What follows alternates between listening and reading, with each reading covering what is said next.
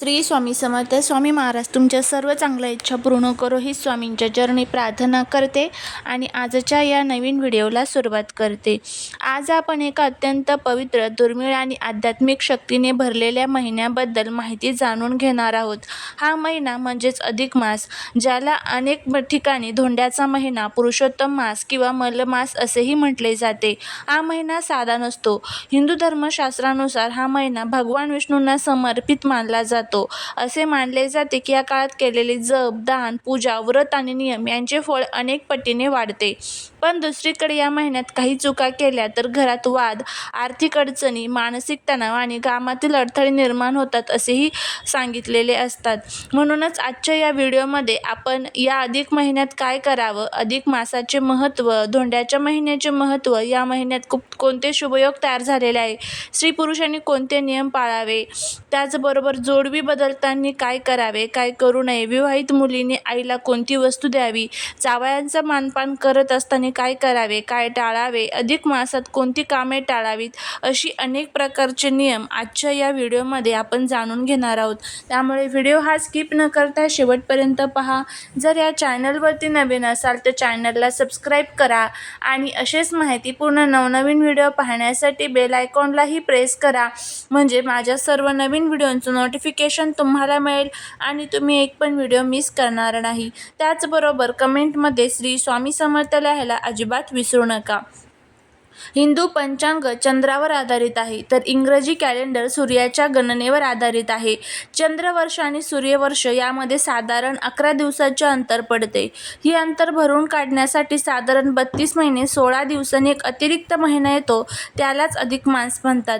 या महिन्यात कोणतेही मोठे शुभ कार्य जसे लग्न, मुंज, गृहप्रवेश, नवीन व्यवसायांची सुरुवात सहसा केली जात नाही. पण हा महिना वाईट नसतो. उलट हा महिना आत्मशुद्धी, देवभक्ती आणि पुण्य संचयासाठी अत्यंत श्रेष्ठ महिना मानला जातो. पुराणांमध्ये सांगितले आहे की इतर महिन्यांनी या महिन्याला कमी लेखले, त्यामुळे हा महिना दुःखी झाला आणि भगवान विष्णूंकडे गेला. तेव्हा भगवान विष्णू या महिन्याला स्वतःचे नाव दिले, म्हणून या महिन्यात विष्णूपूजन, रामनाम जप, गीता वाचन, तुळशी पूजन, दानधर्म यांना विशेष महत्त्व देण्यात आले. असे म्हणतात की या महिन्यात केलेली एक माळ जपाची इतर महिन्यातील 1000 माळ इतकी पुण्य प्राप्त होत असते. अधिक मासात तयार होणारे काही शुभयोग आहेत. या पवित्र महिन्यात अनेक शुभयोग तयार होत आहेत. त्यामध्ये एकादशी, प्रदोष, अमावस्या, पौर्णिमा, गुरुवार, सोमवार हे दिवस विशेष फलदायी मानले जातात. या दिवसांमध्ये जर कोणी तुळशीला जल अर्पण केले, विष्णू सहस्रनाम म्हटले, गरिबांना अन्नदान केले तर घरात सुख समृद्धी वाढते असे मानले जाते. आता आपण जाणून घेऊया की या महिन्यात स्त्री पुरुषांनी कोणते नियम पाळायचे आहेत. त्यामध्ये ब्रह्ममुहूर्तावर उठून देवाचे नामस्मरण करावे. अस्वच्छ घरात सकारात्मक ऊर्जा राहत नाही, त्यामुळे घर स्वच्छ ठेवावे. देवघर रोज स्वच्छ करावे. देवासमोर दिवा लावणे शुभ मानले जाते. तुळशी पूजन करावे. सायंकाळी तुळशीपाशी दिवा लावा. विष्णू मंत्र जप करा. ओम नमो भगवते वासुदेवा या मंत्राचा जप करा. मांसाहार टाळा. मद्यपान टाळावे. खोटे बोलू नये. वडीलधाऱ्यांचा अपमान करू नये. गरिबांना अन्नदान करावे. गाईला चपाती द्यावी. कुत्र्याला अन्न द्यावे. पक्ष्यांसाठी पाणी ठेवावे. राग कमी करावा. शिवीगाळ करू नये. पती पत्नीने भांडणे टाळावी. देवघरात तुटलेल्या मूर्ती ठेवू नयेत. रात्री उशिरा केस कापू नयेत. रात्री नखे कापू नयेत. अन्न वाया घालू नये. जोडवी बदलताना या चुका अजिबात करू नका. विवाहित स्त्रियांच्या जीवनात जोडवी अत्यंत महत्त्व असते. अधिक मासात जोडवी बदलताना काही नियम पाळणे आवश्यक मानले जाते. तुटलेली जोडवी घालू नये. दुसऱ्याची वापरलेली जोडवी वापरू नये. जोडवी रागात काढू नये. जोडवी बाथरूममध्ये फेकून ठेवू नये. जोडवी बदलताना देवाचे स्मरण करावे. शक्यतो शुक्रवार आणि गुरुवार जोडवी घ्यावी. काळी पडलेली जोडवी दुर्लक्ष करू नये. जोडवी पायाने ढकलू नये. जोडवी तुटल्यास लगेच बदलावी. जोडवी घालताना हळदी कुंकू लावावे आणि त्यानंतर जोडवी घालावी.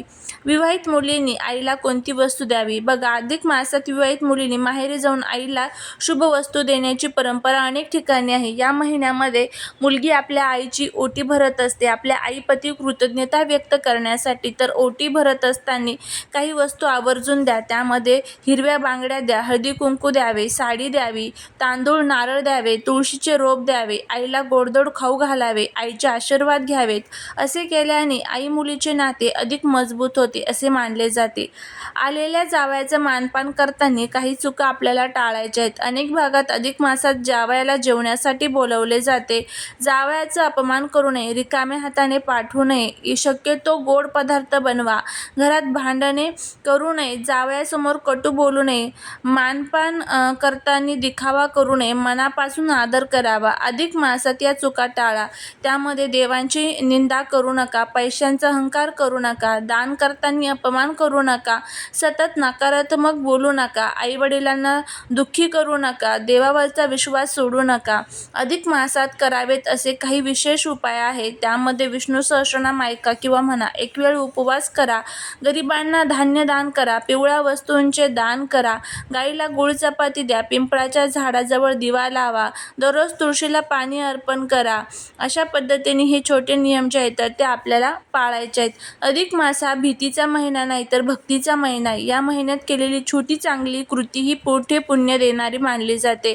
म्हणून राग, अहंकार, वाद आणि नकारात्मकता दूर ठेवा. देवभक्ती, दानधर्म आणि चांगले विचार यांना आपल्या जीवनात स्थान द्या.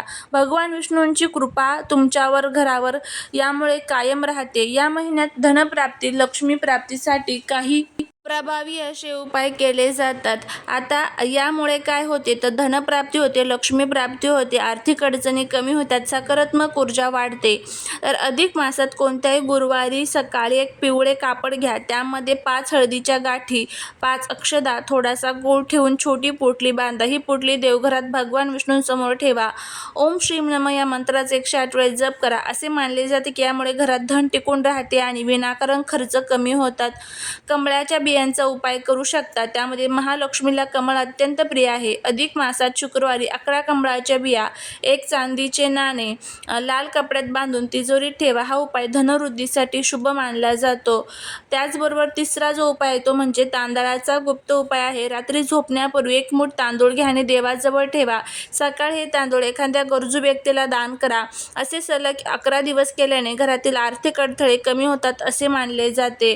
त्यानंतर पुढचा जो उपाय तो म्हणजे झाडूचा विशेष उपाय आहे.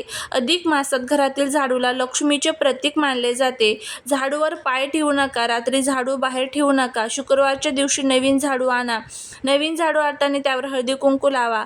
हा उपाय घरात लक्ष्मी स्थिर करण्यासाठी केला जातो. त्यानंतर पुढचा गोमती चक्रांचा उपाय आहे. 11 गोमती चक्र घ्या आणि त्यांना हळद लावून लाल कपड्यात बांधा. हे कपाट किंवा तिजोरीत ठेवा. अधिक मासात हा उपाय केल्यास धनप्रवाह वाढतो असे म्हणतात. त्यानंतर पुढचा आहे शनिवारी संध्याकाळी पिंपळाच्या झाडाखाली तुपाचा दिवा लावा. दिवा लावताना मनात आपल्या आर्थिक अडचणी दूर होण्याची प्रार्थना करा. हा उपाय नकारात्मकता कमी करण्यासाठी शुभ मानला जातो. गाईला गूळ आणि हरभरा डाळ खायला द्या. हे खाऊ घातल्यामुळे गुरुग्रहाची कृपा आपल्यावरती होते. त्यानंतर तिजोरीत आपल्याला एक नारळ ठेवायचा आहे, लहान नारळ. त्यावर हळद कुंकू लावा आणि लाल धागा बांधा. हा नारळ लक्ष्मीचे प्रतीक मानला जातो.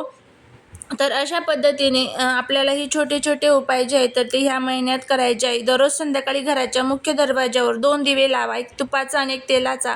असे म्हणतात की यामुळे घरात सकारात्मक ऊर्जा आणि लक्ष्मीचा प्रवेश वाढतो. हे छोटे छोटे उपाय आणि त्याचबरोबर ह्या ज्या काही नियम आहेत तर ते आपल्याला पाळायचे आहे. तरच आपल्याला संपूर्ण अधिक मासाचं फळ जे आहे तर ते मिळेल. तर जर तुम्हाला हा व्हिडिओ आवडला असेल तर लाईक, शेअर, सबस्क्राईब करा. भेटूया पुढच्या एका छानशा नवीन व्हिडिओत एका नवीन माहितीसोबत. तोपर्यंत सर्वांना श्री स्वामी समर्थ. व्हिडिओ जर आवडला तर कमेंटमध्ये ओम नमो भगवते वासुदेवाय नमः लिहायला अजिबात विसरू नका.